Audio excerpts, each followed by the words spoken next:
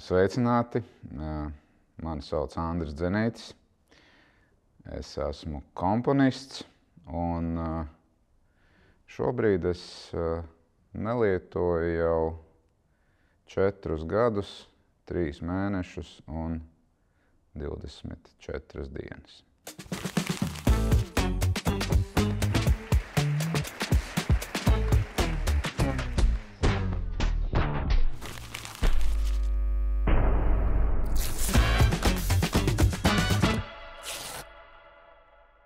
Tātad, zinām, pretruna ir kaut kur vēlme kaut kā varbūt eksponēties un būt, un reizē vēlme tomēr nolīst pēc iespējas lielākā perifērijā.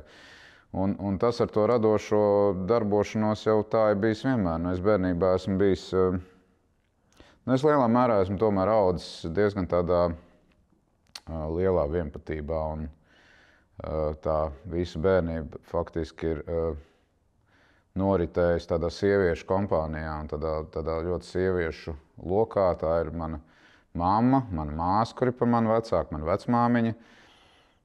Un nereti ir bijis tā, ka es tagad, protams, tos faktus tā īsti līdz galam neatceros un nezinu, un arī īsti tā kā nav kam arī varbūt vairs pajautāt, bet diezgan daudz bija tādas reizes, ka es mājās biju viens. Un šodien droši vien varbūt tur bāriņtiesa būtu kājās, ja, bet bieži vien es atceros tos darba dienas rītus, ka es pamodos kaut kādos, kad es pamodos kādos 9, 10 no rīta un māja dzīvoklis bija tukšs. Man bija diezgan bail. Man bija tāda diezgan bailīga sajūta tajā dzīvoklī. Mēs nesen gan ar māsu runājām, ka arī viņai ir bijis bail. Tajā dzīvoklī kaut kas tāds īsti riktīgs nebija.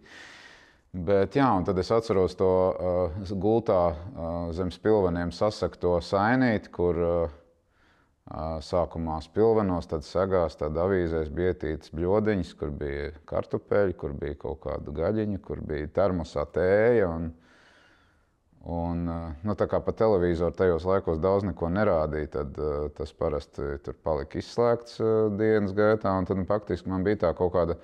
Tā kā man tik tiešām no dažām vietām dzīvoklī bija bail, īpaši no koridora, tad es bieži vien arī pavadīju to dienu kaut kur tajā savā aizdurvē un tur tā kā drusku ieslēpies aiz durvīm un kaut kā būvēju tādu savu pasauli. Man tur bija, protams, man tur bija grāmatas, man tur bija rotējlietas, man tur bija kaut kādas, papīrs, zīmējumie dažādi. Un tad es ko tikai es nedarīju. Un man tas tajā laikā bija tā, ka man vienmēr izbija, kā varbūt kādam garlaicīgi, jo man vienmēr likās, ka es kaut ko varu izdomāt. Un, protams, ka bija redzēts pa televizoru, tur visādi kuģi bija redzēti un viss, kas bija redzēts. Man liekas, ka es to visu varētu uzbūvēt, es to visu varētu pamēģināt, kā tas ir, teiksim, būt Margaritai Stārestē, ka viņa raksta gan tos dzējojus, gan arī zīmē tajās grāmatās. Kā tas tagad ir, vai es pats arī tā nevarētu? Man māsa jau tolaik mācījās muzikas skolā, un tad es arī, man likās, ka es pie tām klavierēm, man patīk tur pie tām klavierēm būt. Īstenībā man visādas lietas patika izmēģināt un ar viņām darboties, un vai es biju viens vai kopā ar kādu, un jāsaka, ka tas tā joprojām ir. Es būtībā tā kā rotaļājos, es visu dzīvi būtībā drusciņi spēlējos ar dažādām lietām un tajā savā aizdurvē. Es ļoti labi atceros savu pirmo skolas dienu, kad mani aizveda uz skolu, uz parasto skolu. Es mācījos vispār izglītojošā skolā sākumā un arī muzikas skolā paralēli.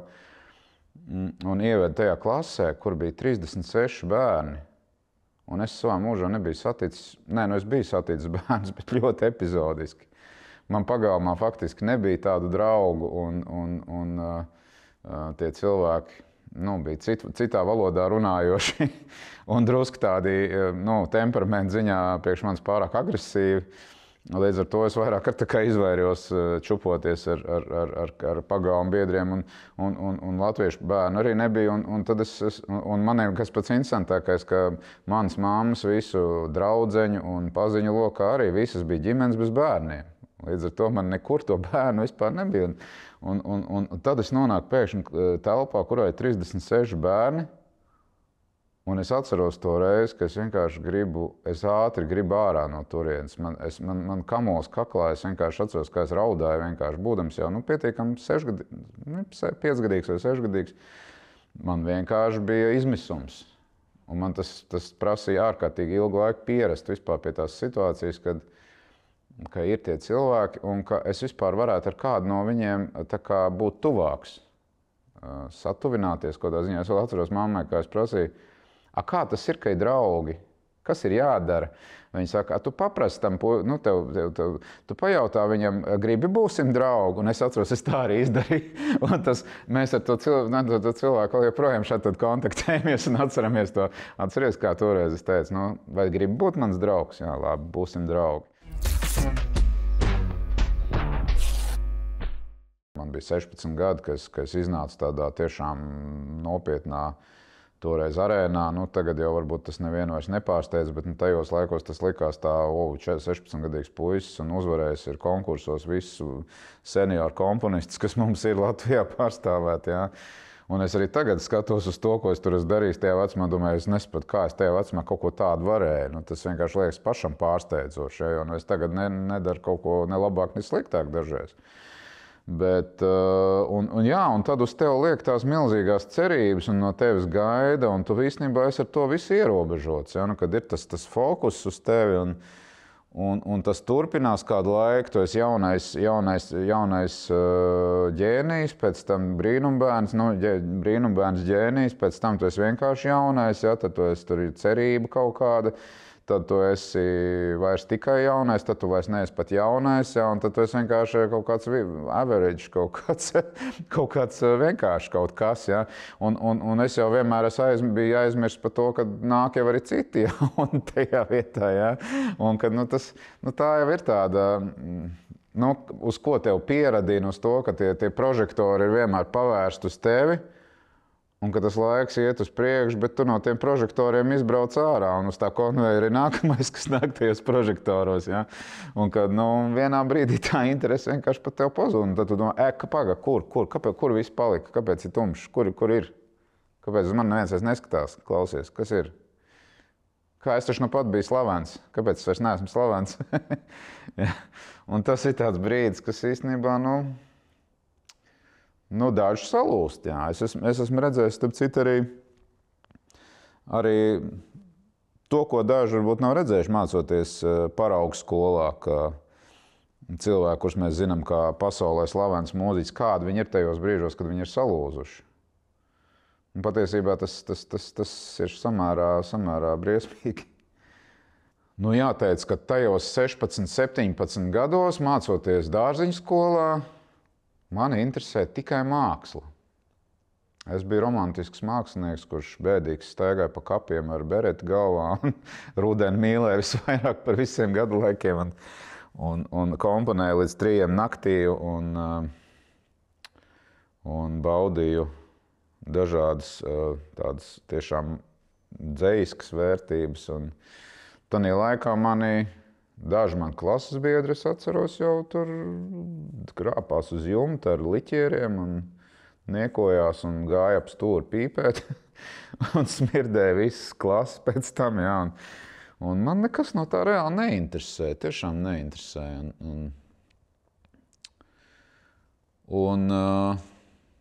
Es pat nezinu, man brīžam liekas, ka tam visam, ko es te stāstu, tādas tiešas korelācijas ar to, ka es pats kaut kā sāku aizrauties arī ar kaut kādu apreibināšanos. Īsti tā kā nav, jo es tik tiešām ilgi turējos, un es ilgi biju cilvēks, kurš nedzer un kurš arī nesmēķē. Līdz kaut kādiem pavisam tādiem nevainīgiem Jāņiem vai kaut kādiem nevainīgām dzimšanas dienām, kur izdzēru pie klases biedrenes 2 džina tonikus un sapratu, ka pieceļoties kājās man sagriežos galva. Jocīgi kaut kā, jā. Tad bija viena Jāņa, kur mēs nezinu, kaut kādas 5 saliņas izdzēruši, gājām uz jūru un ar malkas pagalēm, un atceros, ka pie jūras nonācām tikai ar 1 malkas pagalu un redzējām 2 mēnešus, jā, bet tiešām mēs dzērām maz, jā, un tas nebija tā, ka tas nozīmētu arī tur nākamajā dienā dzert un aiznākamajā, tas bija tāda kaut kāda epizodiski tāda pasākuma, un es sapratu, ka kāpēc šādi tad jau var kaut kur kompānijas pēc pamalkot kaut ko ar draugiem, Un jāsaka, ka tajos 90. jau tas arī, un es domāju, ka es nezinu, kā ir tagad, es tiešām esmu drusciņ no tādas bohēmas atpalicis, bet nu, tajos laikos jau vispār bija trendīgi tas, ka mākslinieks, nu, dzer. Un tā kā man patika daudz laika pavadīt ar par sev vecākiem cilvēkiem kopā, un daudz no tiem bija dažādi arī mūziķi, gadus 10, 20, pat dažreiz vecāki par mani. Nu, tajās Vāgner zāles istabiņās taču tur katru otro dienu, tur pēc mēģi kāds kaut ko atkorķē, un tad tie visi tie stāsti, ja, un kā tur mēs toreiz Maskavā kodām, ja, un kā mēs tur, un tas viss liekas tik šausmīgi tā interesanti. Un tam likās kaut kāda tāda romantiska pieskaņa, ja, un vispār tās atmiņas par to, kā mēs kaut kur dzērām. Un tas taču ilgi, un vēl ilgi arī pēc tam bija kā, nu, kaut kādas ballītes, kuras tu vienmēr ar tādu patiku atceries, kā tur nu galīgā sviestā aizgāja, un kāds tas tur bija, un kā tas tur uzvedās. Un tas likās dažreiz tik smieklīgi pēc tam. Un kaut kā to vienmēr bija jautri atcerēties. Ja, un tad es atceros, jā, nu, teiksim, kaut kāda tāda viena robežšķirta, nu, nosacīta. Nu, tad tie visādi jau tie impulsi jau bija visādi, bet atceros, tā viena robežšķirta bija tāda regulārāka jau, kā, nu, es kļuvu par tādu diezgan biežu mākslinieku bāra M6 iemītnieku, kas kādreiz pastāvēja Mārsteļa ielā, tur, kur tagad ir Rakstniecības un mūzikas muzejs, stāsta, ka būšot atkal bārs turpat. Nu, tur jau bija mākslinieki tikai, un tur jau bija tās interesantās sarunas, un es tolaik arī biju pirmo reizi dzīvē atklājis izstādi ar savām bildēm Dārziņu skolā, un mēs ar manu draugu komponistu citu sajutāmies tādi arī mākslinieki pēc tā, un aizbraucām uz bāru pasēdēt, un tur kaut kā iepatikās, un tad mēs tur sapazināmies ar tādām visādām interesantām meitenēm, kas tā kā bija tādas, nu, tiešām vairāk mums tādas draudzenes, ne tur nekādas attiecības, vienkārši tādas tiešām pilnīgi trakas draudzenes, ar kurām mēs visur kur, pulkvedis, M6, un tā kaut kā sanāca, ka tā tāda jau kļūst tāda gan arī jau ikdiena pēc lekcijām, pēc kaut kādām citām nodarbībām, un bija jau šausmīgi jautri, un godīgi sakot, jau tolaik jau es par tādu problēmu galīgi to neuzskatīju, un neviens no mums to neuzskatīja par problēmu. Mēs bijām jauni, veselības, viss kārtībā, kādas domas par kaut kādām tur, nezinu, sekām iespējamajām kādreiz, jā, jo, nu, problēmas jau nebija, nu, tās paģirs jau var bija tādas tur, ka dažreiz sēdēja līdz rītam un vēl gāja uz lekcijām, nebija jāiet gulēt, jā, bija vēl, nu, kaut cik varēja saņemties, un tur pasāpēja pāris stundas galvu un gājām tālāk. Nu, vienmēr ir bijuši kaut kādi cilvēki, arī manā tajā jaunības gados, kur es skaties, nu šitas nu gan daudz dzer, nu ārprāts, nu kā viņš tur vispār var spēt. Un tad manā dzīvē pienāca viens tāds brīdis, kad neviens apkārt, nu izņemot dažus tādus tuvākos draugus, nemaz nebija pamanījuši to, ka es dzeru vairāk kā jebkurš no tiem, kas kādreiz tur ir dzēris. Ja? Es vienkārši vienmēr esmu mācējis to ļoti labi noslēpt. Un es vispār brīnos, kā daudz to nemaz nepamanīju. Ka manā dzīvē bija viens dažu gadu periods, varētu teikt, kad es tikpat kā reti, kad biju skaidrā. Bet es to tā mācīju kaut kā labi noslēpt.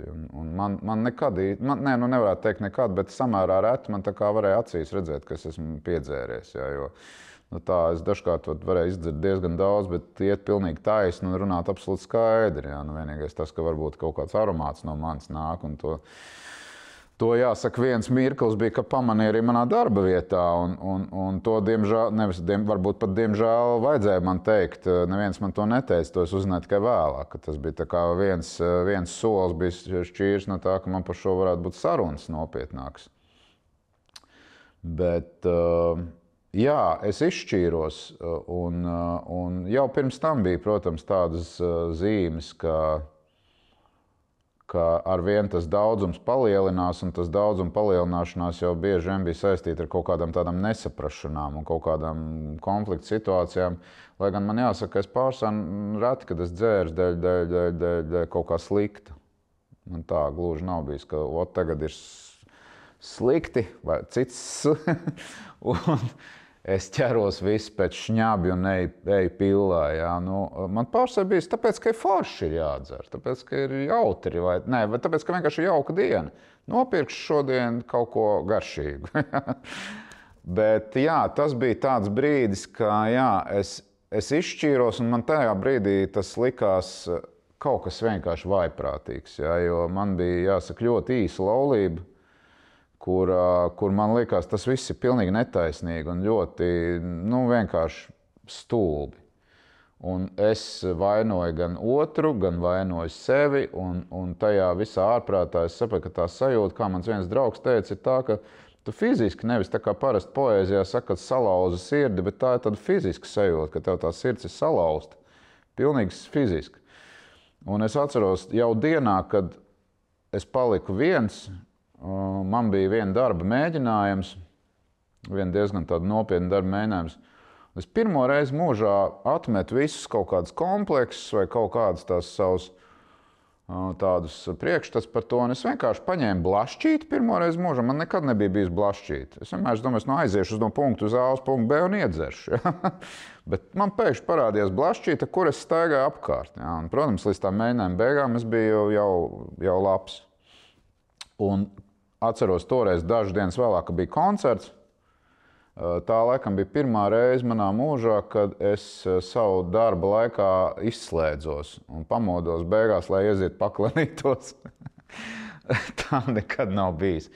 Un tas viss aizgāja tādā vērpetē, ka es vienkārši vairs neko nesapratu. Un man tik tiešām, es ar visu to biju funkcionējoši. Man bija, tanī brīdī man bija karjeri mūzikā, jāsaka, diezgan augstā punktā.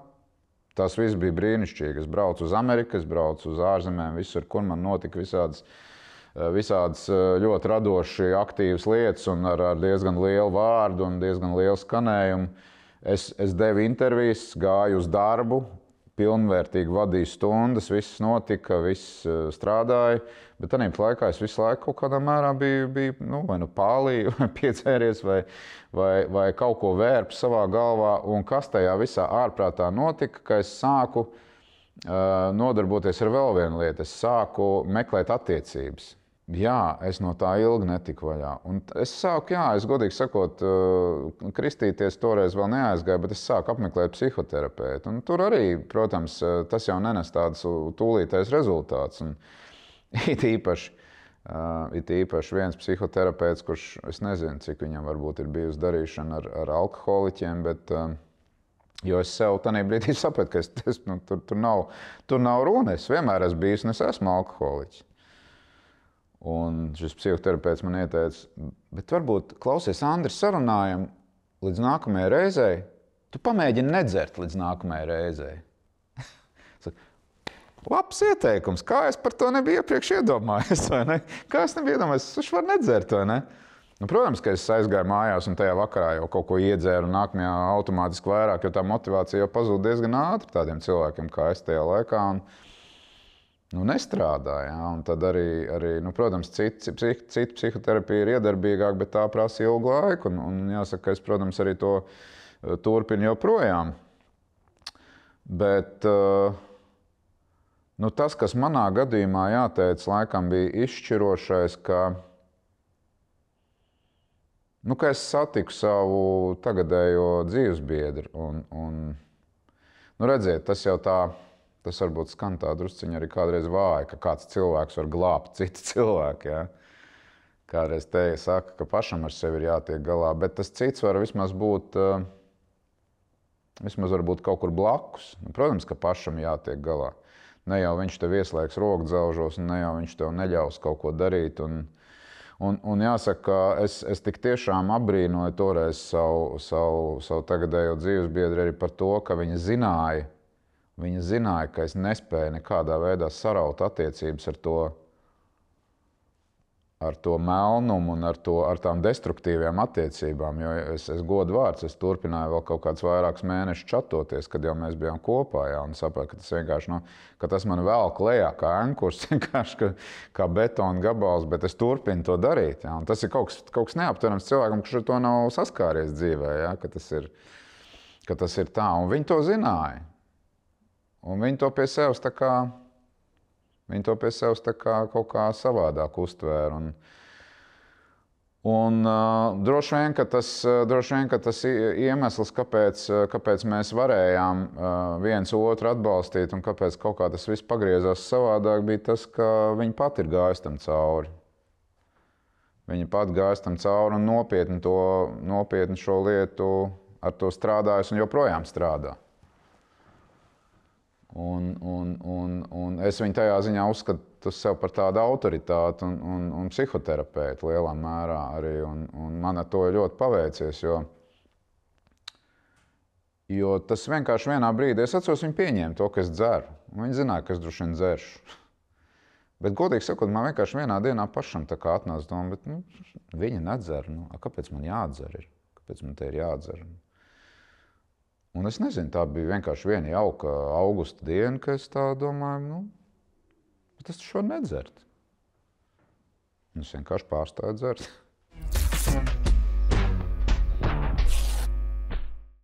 Vienkārši es nebiju iedomājies, ka varbūt notika tā, ka vienā dienā viss tas vienkārši var izčibēt. Un tā tas arī notika.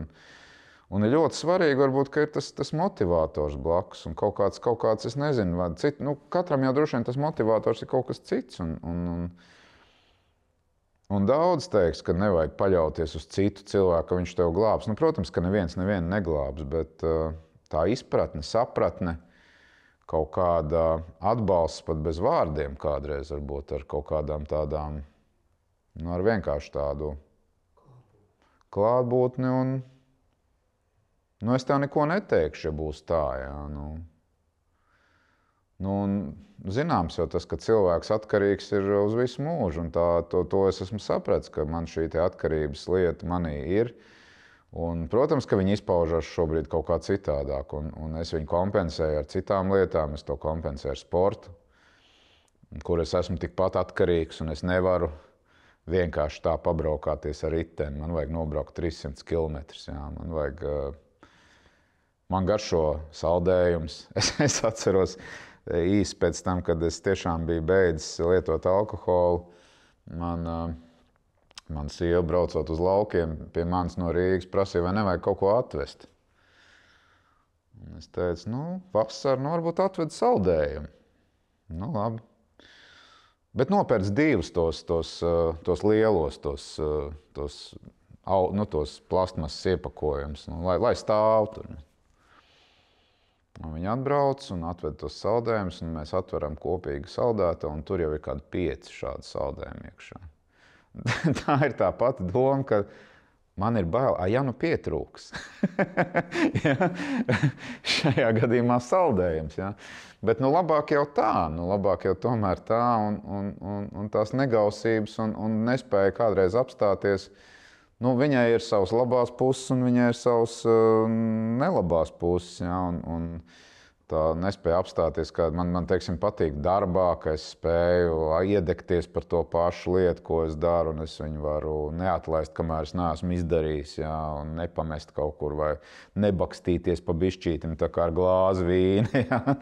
Bet darīt uzreiz, ja? Un maksimāli. Un tas vispār tāds kaut kāds patiesums pret sevi, man liekas, ka tas patiesums ir šausmīgi svarīgs arī, nebaidīties arī. Tas, ko alkohols parasti ir baidījis, ka es tagad kaut ko pateikšu, un cilvēki nodomās, ka es tajā alkohola reibumā kaut ko baigi sarunājis. Un pašam jau ir tas komplekss par to, ka es kaut ko droši vien pašmīgi pateicu. Bet tagad es saprotu, ka es to savu patiesumu tomēr esmu saglabājis, un tās nav manas nodzertās smadzenes, bet es bieži vien tās pašas lietas spēju pateikt, vai izdarīt, vai rīkoties saskaņā ar kaut kādu savu sirdsapziņu, arī skaidrā un nepārmest sev par to, ka es šādi domāju vai šādi rīkojos. Ja? Un tā ir mana pārliecība. Man nav tam kaut kāds aizmiglots tas iemesls, kāpēc es tā esmu rīkojies. Un tas man liekas ļoti būtiski, ja? Ka bez tā es varu būt kaut kādā mērā patiess. Tas man ļoti liekas svarīgi būt patiesam. Jo man liekas, ja es būtu nepatiess, nevar teikt nepatiess, bet ja es būtu cilvēks, kurš dzīvē spēlētu dažādas uzliktas lomas, kur man būtu jābūt šeit tādam, tur tādam, ja es būtu izgājis visus šos kursus, kā komunicēt, kursus, kā pareizi, teiksim, attiekties pret vieniem darba kolēģiem, pret citiem, kā uzvesties presē vai kur, man liekas, es turpinātu dzert. Ja es nespētu sagramot to, ka es nevaru būt pats, kas es esmu. Es zinu, ka tā būšana pašam sev dažreiz maksā dārgi, bet man tas ir svarīgi. Jā. Es tā arī teikšu droši vien, kad slavens, talantīgs un patiess.